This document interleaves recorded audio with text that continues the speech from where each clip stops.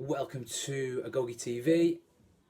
I'm your host Phil Leonard, and my co-host today is Josh Summersgill.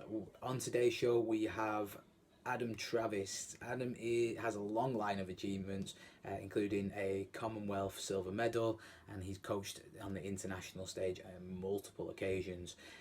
He's the owner, head coach, and operator of XXX Weightlifting. Today we talked to Trav about his career as a weightlifter, as a coach, what he's learned from weightlifting and the process of being involved in the sport at such a high level. There's so many valuable take-home messages today, I can't even begin to start to explain them. I hope you enjoy the podcast as much as we enjoyed making it. If you do enjoy it, subscribe, share, leave a comment, let us know that you enjoyed it. Subscribe to the podcast, click the bell on the right hand side on YouTube so that you can get a notification every time we put one of these up, and enjoy. Like I say, Trav is Josh's original weightlifting coach. He's got some fantastic messages, so get stuck into it, guys. Let's do this. So we have Adam Travis on today's podcast, and he is going to be talking to us predominantly about weightlifting, but I know we've got a few questions for him relative to mindset. And rather than me I won't do him justice if I try and introduce him myself. I'm going to let him talk about himself and introduce himself, tell us a little bit about him. So, Trav, first question I've got for you, mate. How did you get into weightlifting? And then what successes, what things have you had since then? So my weightlifting journey started at a young age, really. I was like 11, 12 years old, and my dad was a powerlifting champion, and then he took up running, and me being a kid, I went to the running club with him, and I was like this little stocky, pretty chubby, short-limbed fucking runner, getting beat in every schoolboy race I did. So my dad took me to the gym to try and get me stronger for cross-country running and fell running and stuff.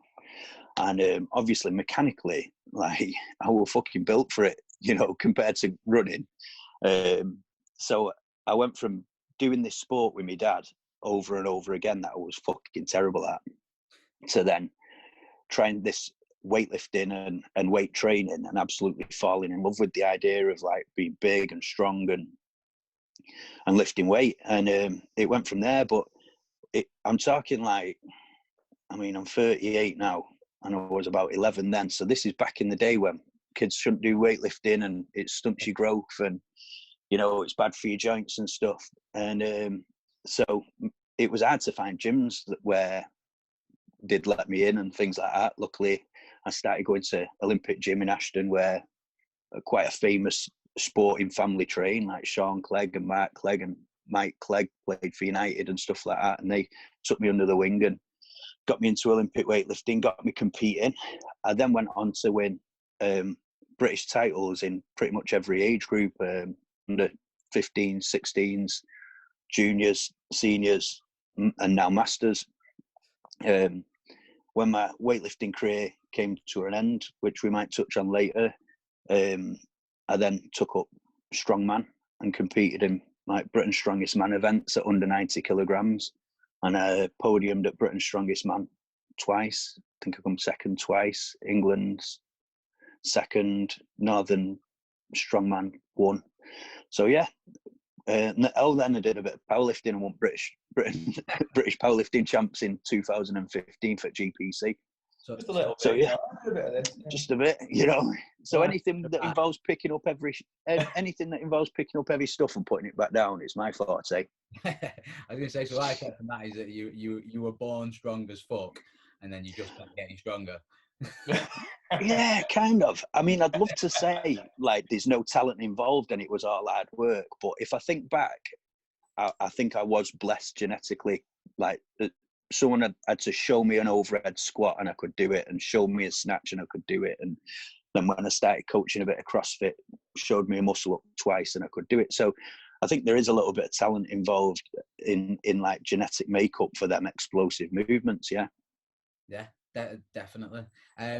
So I actually did a bit of research on you last night.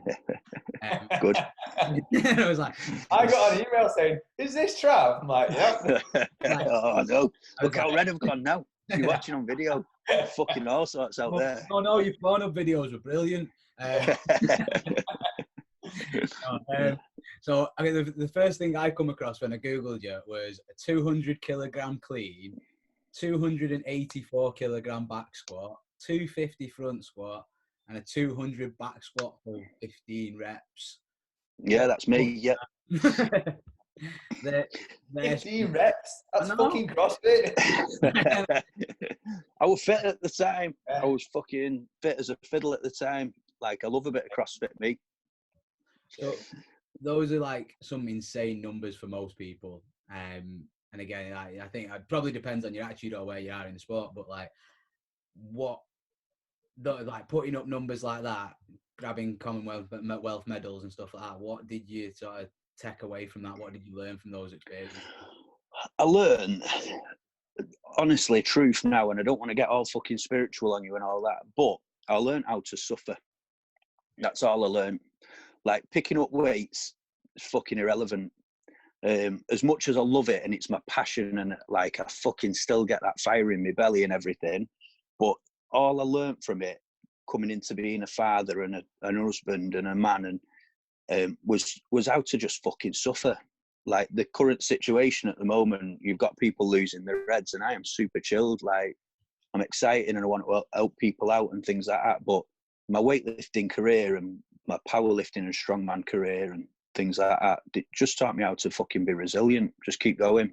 All right, one more rep, roger that, let's go. Like, it's only pain, so you can fucking endure pain. I'm pretty sure no one ever died of pain. Do you know what I mean? So when you've squatted 200 for 10 reps, why not do 15? I would have liked 20, but my training took a bit of a turn at the time, you know.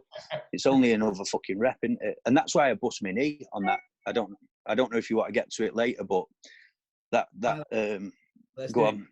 do it now, because that was like, it's definitely on my list. Like, some people might have seen it. I know I showed people because I showed everybody. I was like, oh. It's fucking horrific, isn't it? It is horrific. Brilliant, but horrific as well. That noise. Oh. Fuck me. Like, so I watched it and then walked in the gym and thank fuck I was only cleaning 60 kilograms. So during that set, I'll talk you through the mentality. I had clean off blocks that session, and the week before I'd done one, and it were easy. 150k clean off blocks, 1 rep. So coming into that session, I thought, right, I want 3 today, because no fucker wants 2. So I thought, right, I want 3 today, and I did 3, and it was easy. And I thought, there's 5 here, because no one wants 4 either. So I did 5, and as I put the 5th down, like a little fucking, I mean, if you think about how quick a bar falls from your shoulders back to a block, it's a millisecond. But in that millisecond, I thought, I've never ever known anyone do 10. Yeah. No fucker's ever done 10 with 150 clean off blocks. Any body weight, they might have, but I've never seen it. You know, some super heavyweight, like fucking Kazakhstani guy or something. He might have, but I've never seen it. So I thought that'd be fucking pretty epic if I did 10. And then I went for number 6 and fucking me quad hit me ball bag, didn't it? Do you know what I mean? So I snapped all 4 quadriceps off at the patella. But I don't know if you kept up to date with like a few of my posts, but what actually happened was only part of my quad tendon tore. The rest of it actually snapped my kneecap. So I ended up with like fucking kneecap shrapnel in the bottom of my thigh that they had to fucking dig out and snap my quads. But because it was such a ballistic snap, I'd also sprained my ACL and MCL and nearly torn them as well. So we're fucking horrific. And I think in all my years' experience in the lifting game, I've never known anyone have to do a fortnight in hospital with a knee injury. Like, it just got worse and worse. Like, it bled internally that bad that at one point I was on nil by mouth because they thought I was going to have to go for surgery to cut my legs open and leave them open because they thought I had compartment syndrome from the swelling. So my tissues were starting to die because the swelling was so vast. And yeah, I spent 2 weeks in hospital and they sewed it back on. If we can, we'll try and either get the link to that video or something in the description of this. Yeah. Put the link in the video. It's one of the best snapped quads I've ever seen. The fact that If you you can do stomach it, it is good to watch. Always volume on. It's Like- probably better to listen to than it is to watch. Oh. The thing is though, like injury aside, it's the what you were saying before. It's the no, I'm fucking going again, another one, and you can see it in your face. You know what I mean? You're like, I'm having this. Yeah, it's like success in weightlifting. It's the same as business, relationship, parenting. Like it's just being able to think, nah, it's all right. I can fucking deal with this. I can go again. I can go again. One more, go on then. You know, it's one of them. The resilience remains the same if your mental approach is on point, and just having the mental approach to think, just keep going. Now, the backstory to the knee snapping, that I don't know if you know as well. I actually sprained my patella tendon, my quad tendon, the week before. So I was going into that session already in fucking pain with my knee. But I thought, well, I've been in pain before. You know, it's one of them things. I'd rather fucking give it everything and snap my quad off than think, nah, not today. You know, now that might be a mistake. Fucking hell, I'm not saying that's the right attitude, not by any stretch of the imagination, especially if you're a beginner. I've got 25 years experience. Like, I know how to fucking absorb pain and learn from it. If you're a beginner, do everything you can to keep yourself safe and learn like correctly. Your first injury should be like a little sprained wrist or something, you know what I mean? But you've got to go through them. Like, I don't want to coach weightlifters that never get hurt because they're not learning fuck all. Like, I'm not saying I'm going to purposely go out on my way to hurt them, but pain's a valuable lesson. You'll learn more from pain than you do from fucking success every day of the week. So, yeah, that's it. The quad came off, surgery, reattachment. My current personal best back squat is 70k for 3 full depth. Like the surgeon that put me quad back on said I'd walk with a walking stick for the rest of my life, and I'm like, nah, mate, I'll snatch again. It might only be an empty bar, but I'll fucking snatch again, no drama. So I think that's like the attitude towards, like, I think there's two things that people should take from that. The first one is that like your attitude is like geared towards winning medals. Do you know what I mean? And like it's not necessarily healthy, but no, not at all. Doesn't matter if you're trying to win or be the best in the world at something, then you've got to have your attitude basically. As far as I'm concerned. And the other thing is like you don't let fuck all stop you. Like no. there's nothing, and like so. Just set me through a couple of times, like you mentioned earlier before we got on the call about training around injuries. Talk me through how that goes through, how you think about that, and how you attack it, basically. So, training around injuries, it's almost like a grieving process when you get injured. All right, it's pretty fucking similar psychologically. All right, you can't believe it. Oh no, you're joking. Fucking hell. Dogs died, whatever. Like, it's pretty, like, you can't believe it. So you go through that, and then you think, you should straight away, this is what I've learned to do now, think, what can I control, what can't I control? All right. Otherwise, you're going to go from disbelief to despair to fucking being depressed to grieving it and mourning it. You've got to go straight to, right, what can I control, what can't I control? All right. I'm not always great at it. What I did when I snapped my quad off and then came out of the hospital was I hit the beer every night. Yeah. What I should have done was, right, I can do chest, arms, shoulders, back. Yeah. When I was a younger athlete and training for Commonwealth Games and British Championships and internationals, European champs and stuff like that, that's what I would have done. I'd have gone straight to, right, I'm going to write a list. Things I can control, things I can't. I can't control that I've got an injury. What I can control is I will rehab it, I will rest, what I eat, how often I ice it, how much I can afford to spend on expert advice, physios, programming, rehab. Yeah, all the things you can control. And more often than not, your list of things you can control is way fucking bigger than the things you can't. All right, so the psychology of it is, go straight to that list, get a pen, get an old school training diary, fucking write down what you can control in that situation, and it'll help you out big time in your head. Because I the things you remember could going into your gym, and I can't remember what injury you had at the time. And I was like, "Oh, what are you doing?" He said, "I want was it like 20-inch biceps or something?" yeah. Remember? And you're like, that's what I'm going for at the minute. I was like, mate, that's sick. Yeah. I got to 19 and a half. I got to 19 and a half, and then I should have kept going, but we fucking don't always, it doesn't always happen, does it? Do you know what I mean? I'm pretty sure what I'd done there, this is another fucking stupid story, is it was 2 days before the British Masters Championships, and my mate, Mark Cleggy, messaged me a video. He'd squatted 240. Now, at our age, it's quite a fucking big squat, that. Like, I know my all-time best 285, but 240 is not so bad. So I thought, all right, he's done a 240. I bet I could do a fucking 241.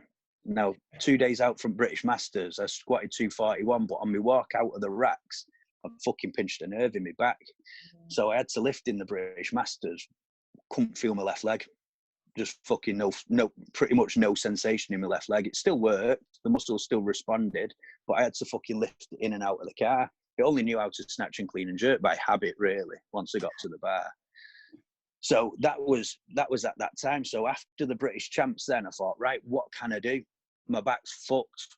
Well, I've always wanted 20-inch arms. So that's what I went after. So you're right there. That's a good example of, like, the old mentality of what can I control? I can control getting fucking massive arms. Look at that now. They look like they're going to fall off. They're not even strong enough to hold themselves on. Fucking hell. That's it. Like, we deal with people at the gym all the time that come in with injuries and stuff, and they're just like, "Oh, I can't," and you're like, "Oh, you fucking bollocks." Like, yeah, like, you can, and even if you're training for health and training like still got to suffer. I always said, the reason I kept training instead of going back to being a big fat bastard was because I sent Paul O'Brien, who Josh knows, a message saying I really wanted to come to the gym today, but I'd actually snapped my quadricep tendon, and he was like, "You've still got arms, haven't you?" I was like, "Sick, that's exactly what I needed to hear." And I showed up to the gym the next day, met Josh, and now we're 10 years on or whatever. But like, it's like I say, it's just doing whatever you can. Absolutely. The thing is, as well, when you do so, I love coaching champions. I love it. But for me, a champion is anyone that's driven to achieving their version of success. So it doesn't necessarily mean a gold medalist at anything. It could mean someone that wants to lose some weight, or someone that's had an heart attack and had a stent and wants to change their lifestyle. They can still be a fucking champion in my eyes.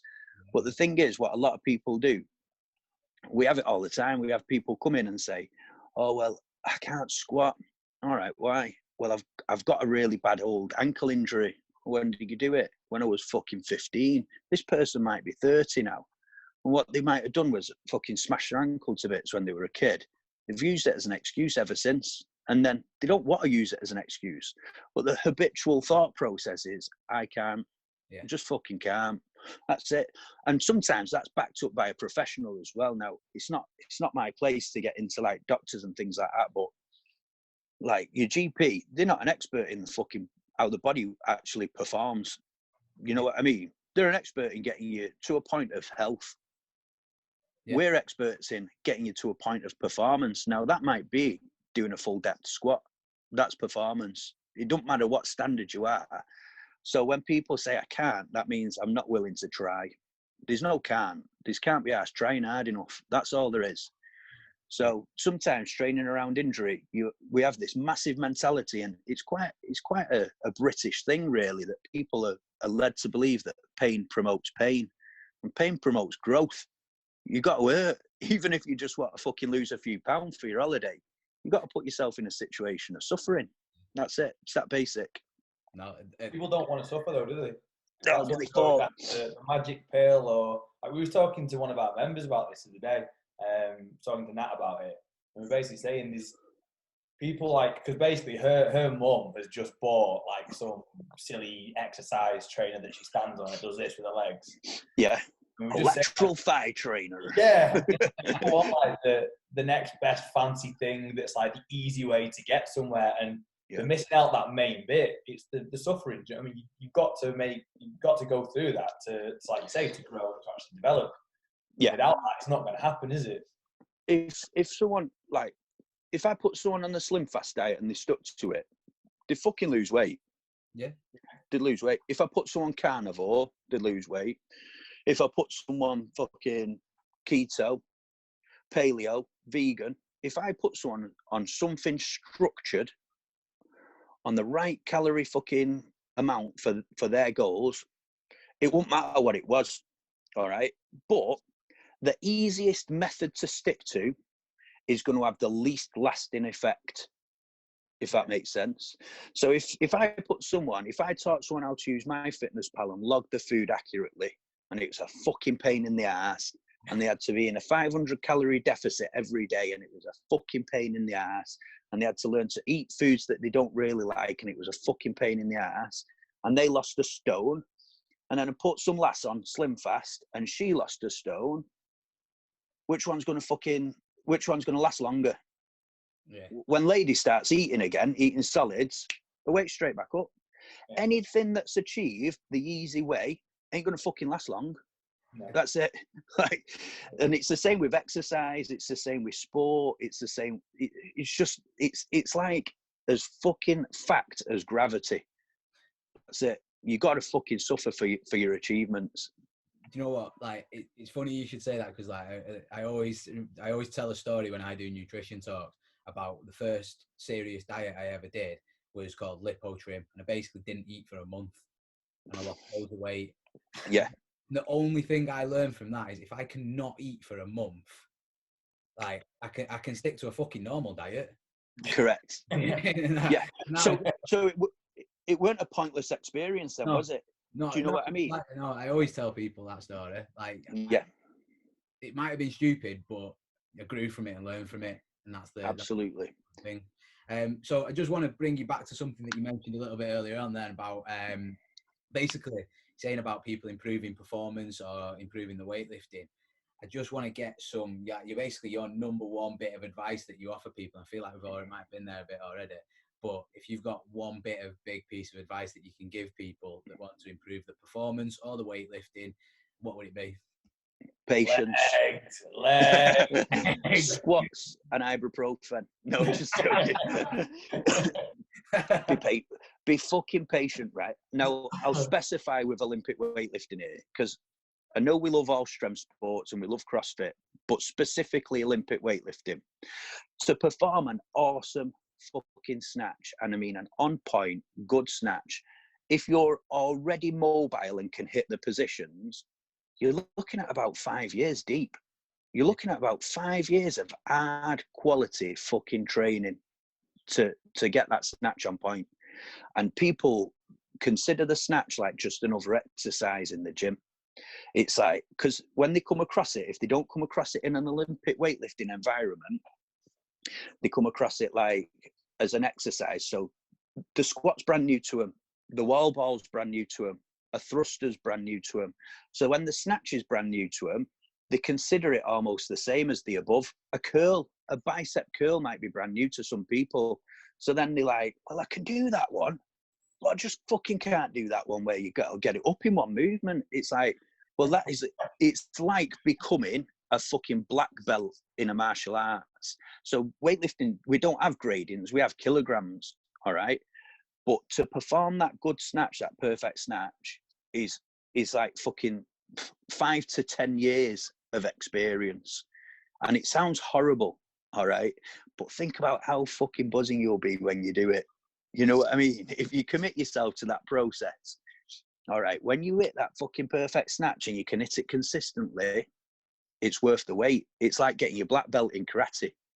Like, if you commit yourself for years and go through them gradings, increase your kilograms, and then you put a figure on it. So eventually you've got to put a number on it. But for a male athlete to snatch 100K at any sort of body weight, that's a fucking big achievement.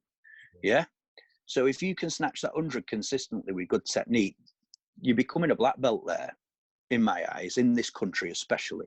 You know what I mean? So patience, be fucking patient. Want it now, but have the understanding of it's going to take a long time. So I'm not saying be patient and make excuses up for your lack of progress. Like, you got to be hungry for it. You've got to fucking get after it. But these things take time. Like, performing a good snatch is like becoming a fucking samurai. You're a barbell samurai. You know what I mean? It takes fucking time.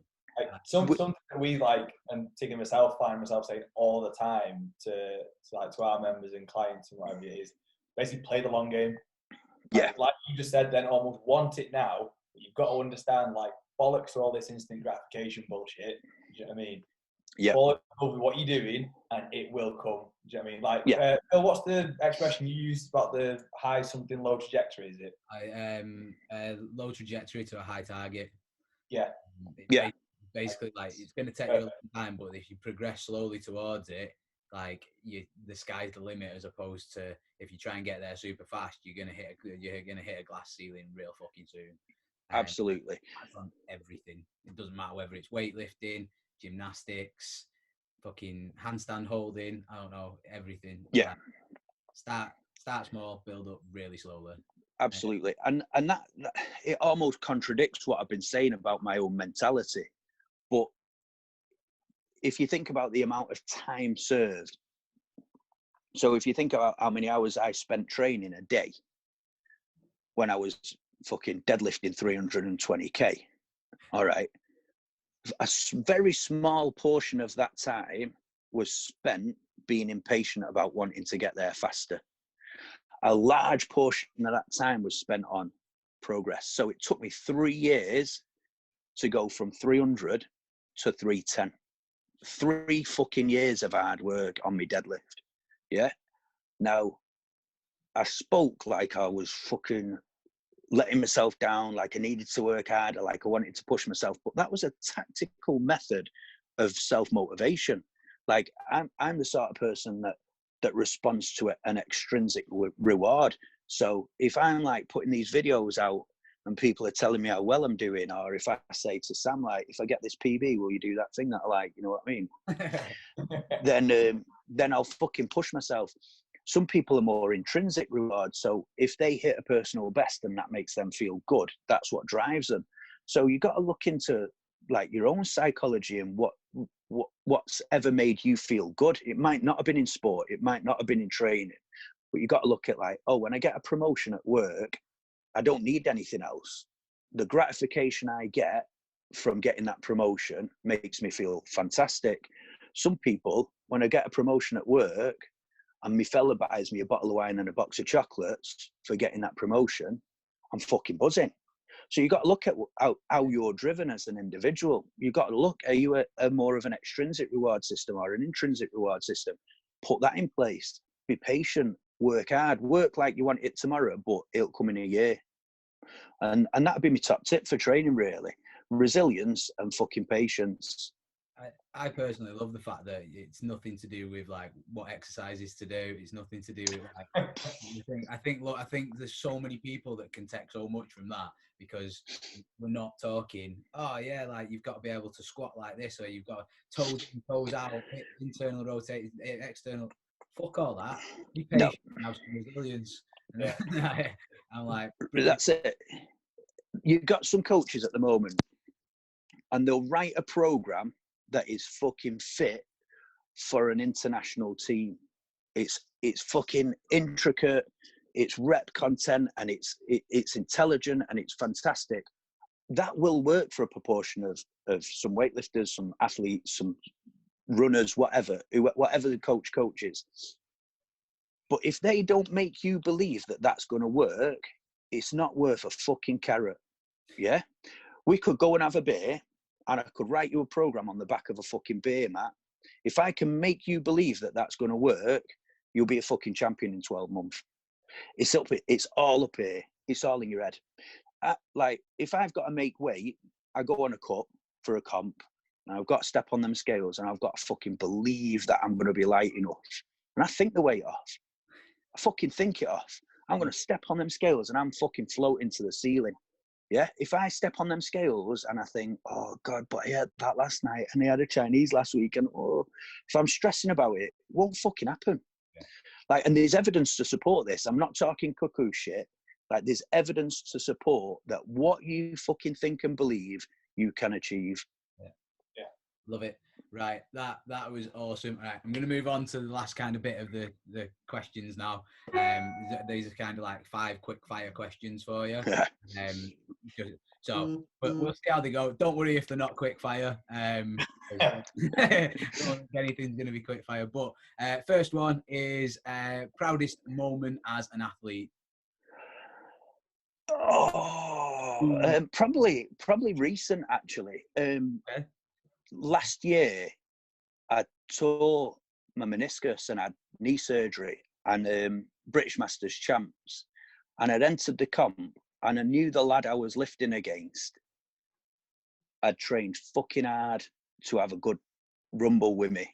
And I'd fucking got injured in the process. Like, I'm old, I'm beat up, I've lifted a lot of fucking kilograms over the years. And I tore my meniscus. I had knee surgery. I weren't long out of surgery. And I fucking lifted anyway, pretty much on one leg. The videos are online. You can see my start positions well over to my right. And I lifted against him and I got beat. And I was fucking buzzing with that. And I know how much it meant for him to beat me. And I got my silver medal. And I was fucking dead proud of myself because I didn't say I can't lift because I've got injured. Yeah. You know, he deserved the chance to fucking beat Adam Travis.